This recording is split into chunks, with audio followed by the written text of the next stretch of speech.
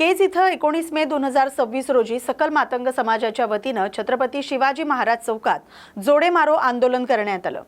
Social मीडियावर अण्णाभाऊ साठे आणि लहुजी वस्ताद साळवे यांच्याविषयी राजू थोटे यानं अपमानास्पद टिप्पणी केल्याचा आरोप करण्यात आलाय। यावेळी आंदोलकांनी प्रतिकात्मक पुतळ्याला जोडे मारून निषेध व्यक्त केलाय। आरोपीवर तात्काळ कारवाई करावी अन्यथा आंदोलन तीव्र करण्यात येईल असा इशारा देत सकल मातंग समाजाच्या वतीनं तहसील कार्यालयाला निवेदन देण्यात आलं। शहरामध्ये समस्त सकल मातंग समाजाच्या वतीनं आणि दलित समाजाच्या वतीनं या ठिकाणी राजू थाटे, सरोदे आणि कांबळे या 3 नालायक व्यक्तींचं या ठिकाणी जोडे मारो आंदोलन करून आम्ही जाहीर निषेध व्यक्त केलेला आहे। या लोकांनी आमच्या महापुरुषाविषयी अपमानजनक गोष्टी करून आणि महापुरुषाचं अवमान करून या महाराष्ट्रातील सकल दलित समाजाच्या भावना रुजवलेल्या आहेत। आजची गोष्ट सांगायची म्हणजे या लोकांना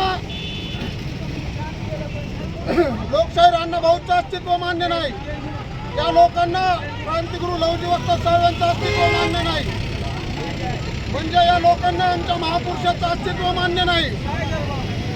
त्यावेळेस हा सर्वोदय एका विशिष्ट पाठिंबा देतो, पाठिंबा काढून घेतो, त्यावेळेस त्याचं काय डोसकं माती खायला गेलेलं होतं का? आणि आज हा माणूस आमच्या महापुरुषाविषयी गरळ बघतोय, याचा जाहीर निषेध करावा तेवढा कमी आहे। आज जर या माणसावर या लोकांवर जर तीव्र स्वरूपाची कारवाई झाली नाही तर येत्या काळामध्ये यापेक्षा भयानक आणि तीव्र स्वरूपाचे आंदोलन आम्ही उभं करू। आज या आंदोलनाच्या माध्यमातून फक्त एवढंच सांगतो, तुमचं छिनाल राजकारण तिकडे करा, पण आमच्या महापुरुषांना विटंबना करू नका। आम्हाला तुमच्या राजकारणाशी काही देणं घेणं नाही।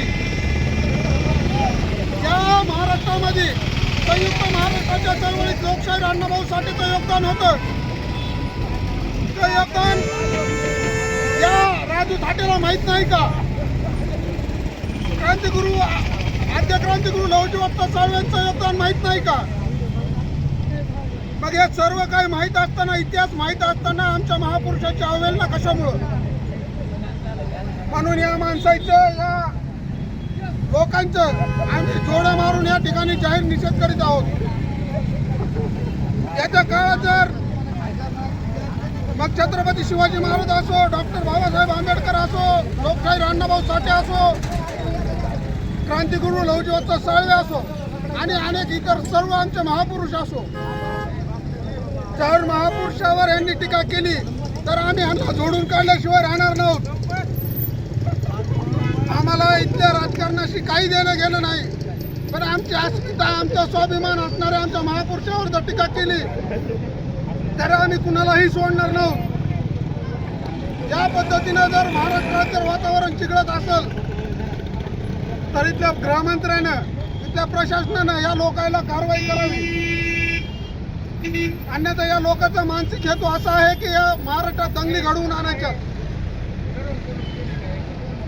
काय कारण आहे दलिताच्या नेत्यावर बोलण्याचं? आजपर्यंत तुम्ही त्यांच्या नावावर जगलात आणि आज त्यांच्या नावावर तुम्ही विटंबना करताय। जर तुम्हाला एवढी तुमची अस्मिता, स्वाभिमान बाळगायचा असेल तर आपल्या महापुरुषाचा मान सन्मान करायचा शिका। आणि म्हणे मी चळवळीतला नेता आहे, चळवळ अशी शिकी होती का? आम्ही बी खांद्यावर निळे झेंडे घेऊन, पंचरंगी झेंडे घेऊन लोकांसाठी लाट्या काट्या खाल्लेल्या आहेत, पण आम्ही आमचा स्वाभिमान म्हणजे आमचे महापुरुष आहेत आणि आम्ही सदैव काळजात करून ठेवलेला आहे। तुम्ही तुमचं राजकारण तुमच्या पद्धतीनं करा, आम्हाला त्या गोष्टीचं देणं घेणं नाही, पण आमच्या महापुरुषावर जर तुम्ही टीका करणार असाल तर आम्ही जोडे नाही तर तुम्हाला ज्या पद्धतीनं उत्तर द्यायचं त्या पद्धतीने याच्या काळामध्ये तुम्हाला उत्तर मिळेल। आज या आंदोलनाच्या दरम्यान एवढंच सांगतो की प्रशासनानं कडक कारवाई करावी आणि या भाडखाऊ लोकांना, हे जे महापुरुषावर बोलतात या लोकांना तात्काळ अटक करावी, अन्यथा या महाराष्ट्रातला दलित समाज यांच्या विरोधात उठणार आहे। त्यांचा मानसिक हेतू इथं दंगली घडवून आणण्याचा आहे आणि ह्या दंगली घडवून आणायच्या नसत्याल एकोप्याचं आहे तसं चालू द्या. आम्ही एकमेकाच्या गळ्यात हात घालून 18 पगड जाती राहतो, पण कुणाच्या महापुरुषावर, इथल्या महाराष्ट्राच्या महापुरुषावर कधीही टीका झालेली नाही. तुम्ही चळवळीतले लोक जर महापुरुषावर टीका करणार असताल तर या संतांच्या भूमीला, या महाराष्ट्राच्या छत्रपतीच्या भूमीला तुम्ही पट्टा लावण्याचं काम करीत आहोत आणि हे आम्ही कदापि होऊ देणार नाही. भले आमचा जीव गेला तरी चालेल, पण आम्ही आमच्या महापुरुषावर केलेली टीका कधीच सहन करणार नाही. एवढं बोलतो आणि थांबतो. जय भीम, जय भारत, जय लहुजी. बीड जिल्ह्यात खुल्या स्वरूपात डिझेल विक्रीस बंदी घालण्यात आल्यानं शेतकऱ्यांचे मोठे हाल होत असल्याचा आरोप शेतकरी कामगार पक्षानं केलाय. सध्या खरीप हंगामातील पेरणी आणि आंतरमशागतीची कामं सुरू असताना ट्रॅक्टर, रोटावेटर, पंप सेट आदींसाठी डिझेल मिळण्यात अडचणी येत आहेत. पेट्रोल पंप शेतापासून 10 ते 15 किलोमीटर अंतरावर असल्यानं प्रत्येक वेळी ट्रॅक्टर नेणं शक्य नसल्याचं शेतकऱ्यांनी सांगितलंय. त्यामुळे काही शेतकरी दुप्पट तिप्पट दरानं डिझेल खरेदी करण्यास मजबूर होत आहेत. या पार्श्वभूमीवर शेतकऱ्यांच्या हिताचा निर्णय तात्काळ घ्यावा, अन्यथा जिल्हाधिकारी कार्यालयासमोर तीव्र आंदोलन करण्यात येईल असा इशारा शेतकरी कामगार पक्षाच्या वतीनं देण्यात आलाय. युद्धजन्य परिस्थिती निर्माण झाल्यामुळे पेट्रोल आणि डिझेलचा तुटवडा झाला होता. मात्र आता सुरळीत झालेला असताना देखील बीड जिल्ह्यामध्ये आता डिझेल हे शेतकऱ्याला कॅन्डामध्ये मिळत नाहीये. शेतीच्या मशागतीचे कामं सुरू आहेत. अवघ्या 1.5 महिन्यावर शेतकऱ्याची म्हणजे आता खरीप हंगामाच्या पेरणी सुरू होती. शेतकरी त्याच्यामध्ये लगबई करतो. नांगरणी आहे, इतर काही अनेक अवजारे पेट्रोलवर डिझेलवर चालतात. तर आमची जिल्हाधिकाऱ्यांना बीडच्या विनंती आहे की किमान कॅन्डामध्ये शेतकऱ्यांना डिझेल तरी तुम्ही देण्यात यावे, जेणेकरून शेतीच्या मशागतीसाठी शेतकऱ्याला ते डिझेल कामी येईल. डिझेलचा तुटवडा आज जरी जिल्ह्यामध्ये नसला तरी मात्र पेट्रोल पंपवाले पुरवठा विभागानं जे आदेश काढलेले आहेत डिझेल कॅन्डामध्ये देऊ नये, त्या आदेशाला धरून पेट्रोल पंपवाले शेतकऱ्याची अडवणूक करत आहेत. त्यामुळं जिल्हाधिकाऱ्यांना आम्ही आज निवेदन दिलेलं आहे की कॅन्डामध्ये शेतकऱ्यांना डिझेल देण्यात यावं, अन्यथा शेतकरी कामगार पक्षाच्या वतीनं जिल्हाधिकारी कार्यालयाच्या समोर आंदोलन करण्यात येईल. परभणी येथील उपप्रादेशिक परिवहन कार्यालयातील कथित भ्रष्टाचार, दलालांचा वाढता हस्तक्षेप आणि नागरिकांची होत असलेली आर्थिक पिळवणूक याच्या निषेधार्थ संताप आंदोलन करण्यात आलं. आंदोलनकर्त्यांनी आरटीओ प्रशासनाविरोधात जोरदार घोषणाबाजी करत विविध मागण्यांचं निवेदन प्रशासनाला दिले. वाहन परवाना, वाहन ट्रान्सफर, फिटनेस प्रमाणपत्र, पी टॅक्स आणि लर्निंग लायसन्ससाठी नागरिकांना मोठा त्रास सहन करावा लागत असल्याचा आरोप यावेळी करण्यात आलाय. तसंच कार्यालयातील दलालांचा मुक्त वावर बंद करणं, रिक्त अधिकारी पद भरणं, ओव्हरलोड वाहनांवर कारवाई करणं आणि नागरिकांना सौजन्यपूर्ण वागणूक देण्याची मागणी आंदोलनकर्त्यांनी केली. वारंवार निवेदनं देऊनही प्रशासनानं दखल घेतली नसल्यानं आंदोलनाचा मार्ग स्वीकारावा लागल्याचं आंदोलनकर्त्यांनी सांगितलंय. परभणी येथील जिल्हा कारागृहात मंगळवारी आयोजित कार्यक्रमात लोकप्रिय मराठी अभिनेते, कवी आणि लेखक संकर्षण कराडे यांनी बंदी बांधवांशी संवाद साधत आपल्या कवितांमधून गुन्हेगारी सोडून मुख्य प्रवाहात येण्याची प्रेरणा दिली.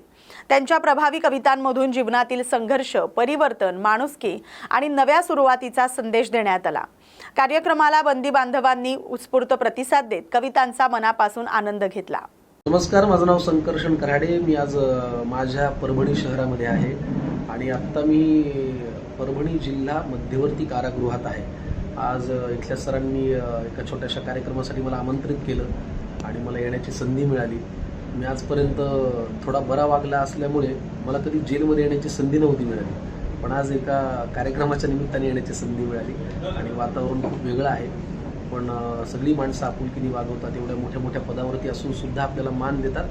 ही आपल्या गावची माणसं आहेत आणि त्यांचा तो ओलावा असंच कायम राहावा अशी मी देवाला प्रार्थना करतो. आज न्यूज मराठी 24/7 ह्या चॅनलशी गप्पा मारण्याची संधी मिळाली.